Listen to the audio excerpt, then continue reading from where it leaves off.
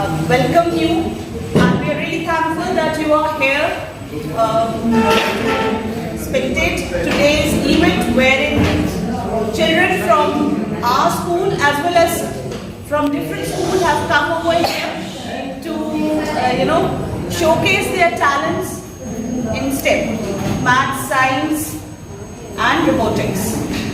So it is it's a great opportunity that Mekathlon has given to our kids so that they could do something in the long run. Now I would request Sir to talk about Mekathlon. We also have our zonal business head, Mr. Pranay Madas. And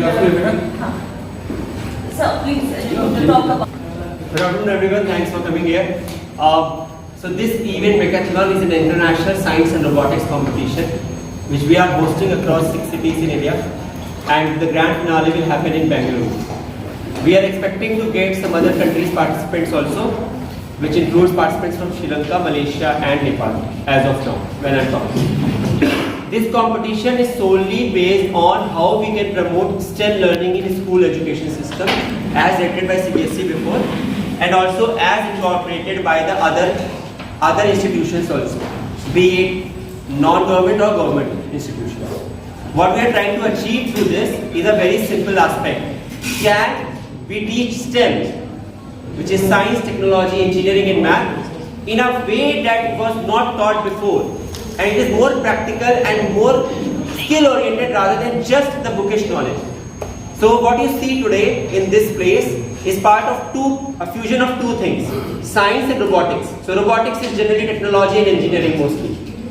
When you talk of science, you talk of just the idea that can you learn F is equal to ma, or can you learn some formula and can you just make an equation solve. I put value of A, acceleration, I can find force by putting mass. But what can you really find in the way, can you make real life system through it? So when you are talking of this, we are talking of sustainable development goals, the SDG what we call it. Now when we say SDG, we are trying to teach students how you can do different things with the current situation that we are in. Be it the global pollution level, both in air and water, or be it the level of way we are treating nature or economical development in a sustainable way or not. They have to apply their brain and come up with new ideas. You can't expect someone to now say only making a hydroelectric power will work, because you don't have that much of space left to generate more power to hydroelectric. Robotics has always been in the forefront to give the best opportunities to the students to exhibit their talent, enhance their skill, and basically apply the knowledge that they have learned, the conceptual knowledge that they have learned in their curriculum in the real life. Our curriculum has been always focused on application, conceptual clarity and application, and opportunities like Mekathlon. We partnered with Mekathlon for an international level competition, basically focusing on robotics and science projects. So ये एक opportunity देता है students के लिए अपना talent और skill exhibit करने के लिए, and it also about how they understand the concepts and they are capable of applying it in real life. जो आप models देखेंगे और जो robotics या science के models देखेंगे, it's all application of the concepts that they learn. Age is not actually the bar. जो आप बड़े होने के बाद when they actually work, whatever they apply, they are actually applying those same concepts and bringing the applications to the forefront at a very young age. So Orchids has grown to more than 100 plus branches in India right now, and this has been our forte. We have been pioneering on a lot of new initiatives, and Mekathlon is a platform not just for the Orchid students but even non-Orchid students who are already registered, and this is a novel and first of a kind competition conducted in India. I see a lot of familiar faces. So earlier we were met for Go Cosmos, which was based on astronomy. Now it's on the science and robotics scheme. So one thing I can promise, we are here to revolutionize the... I, Dazzle, and I, Jess, are here to present our project, Sustainable and Smart City. So first of all, I will explain the safety features of our Sustainable and Smart City. The safety feature, the safety component which we have at the first is automatic boom barrier. I will show you a demo of it. This is an ultrasonic sensor. When it senses a vehicle, it sends signal to the servo motor and it opens the bed. Like this. The part of it is about mobiles. You might be thinking that how is this city sustainable and smart? First of all, smart. It is smart because it is using smart technologies like the AQ inverter, the hydraulic lift, as well as the automatic boom barrier, which is for the safety and in the interest of the people which live in our city. And it is sustainable because it produces very less carbon dioxide as well as no amount of pollution because each and every car and machines are EV and we do not use any fossil fuels to generate electricity because they are very important resources for us and they can deplete. So we use simply the windmill and solar energy. It explains the processing of windmill and the solar. Since the name of the project is sustainable and smart city, we have used many renewable resources such as windmill. The windmill converts the wind energy into electrical energy, which becomes a renewable resource. We also use solar panels, which absorbs the rays of the sun, that is the solar energy, and converts it into the electrical energy. And also for the safety of our citizens, we have also installed the AQM motor. This AQM motor detects the pollution and displays the pollution in the LCD. It basically measures the air quality index, which is very important for the health of our citizens.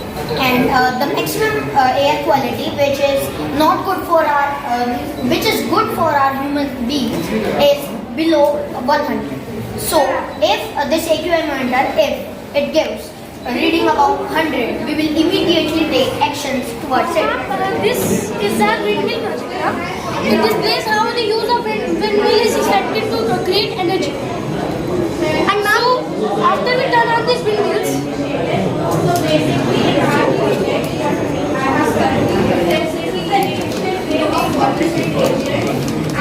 Ma'am, here are some lights as well, which we have created. so ma'am, this is to show an example that windmills are an effective way to create an energy.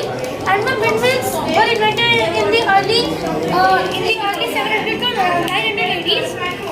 And windmills are the most effective way to make energy. Windmills should be installed at a place where it is very windy and dry, so that the windmills can work perfectly without any rust or maintenance. Now let me tell you about how a windmill works. Ma'am, can you see this photo?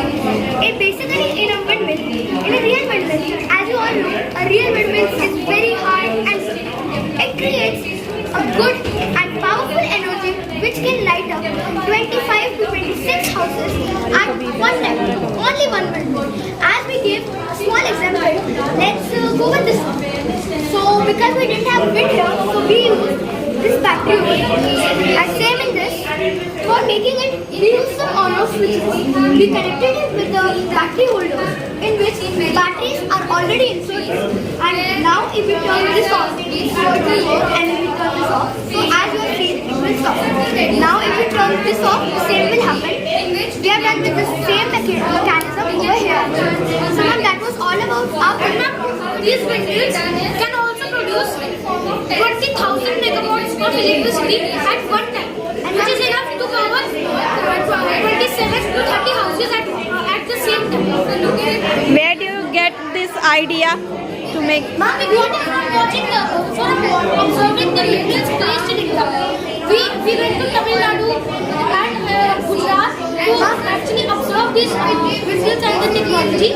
So we concluded that we can use batteries and switches to make them work. Ma'am, the basic reason we wanted to create this was that ma'am, actually we three went with our families on a trip to Gujarat and Tamil Nadu, as he was also explaining. So ma'am, at that trip we went to one village in Tamil Nadu and two villages in Gujarat. So we observed that there were such turbines installed, and then ma'am, I saw that the power was gone, the power failed, and they turned on the windmill. It started to rotate at a very slow speed, but yet ma'am, it was enough to light up the whole world. So ma'am, that's the advantage of keeping windmills, and that's the reason which inspired us to make such a beautiful drawing. And this is a project about water initiative. So basically, this is the ancient way of water filtration, and this is a drainage system. So what happens? The drain gives the water to the filtration system, and it goes through the pipes to the farms, factories, and houses in all the cities. Then it comes back to the drain, all dirty again, and then it gets filtered through. So it's basically a cycle. So what happens, if the water is of 200 ml only, it will remain of 200 only. It will not decrease. Plus, it is a great way of saving water starvation. Thank you. Basically, me, Divisha and Jhansi were going to explain the idea of sustainable development, which basically means developing our environment without degrading it. Basically, we have three different topics in a project, like vertical tree, liquid tree, and this dark oxygen. Starting with the vertical tree. Vertical tree is basically made for a problem to overcome, which is basically space consumption. With a normal tree, it basically consumes a lot of space as compared. It basically consumes a lot of space. So to overcome that, we have tried to make this station in which we basically made this in the form of terrace farming, in which we can grow small plants, and these plants can be grown with the help of irrigation system. So now I would like to explain this green tree, liquid tree, which is basically liquid form. In normal trees, it basically takes a lot of space to grow. To overcome that, we have made this, in which it consists of water and microalgae, which produce the same amount of oxygen that a 20-year-old tree does. So now the show will explain that. Now this thing is more of an awareness and innovation. Basically, in this we use some black stones, which are obviously prototype and not the real ones. So scientists have found some sort of stones in the abyssal seabed of the ocean. These rocks consist of polymetallic nodules, which contains manganese, iron oxide, and nickel. These perform seawater electrolysis and separate hydrogen and oxygen molecule from H2O molecules. Basically, these I'm requesting the teams who are registered for the fastest line follower to be assembled in the second floor. I repeat, I'm requesting the teams who are registered for the fastest line follower to be assembled.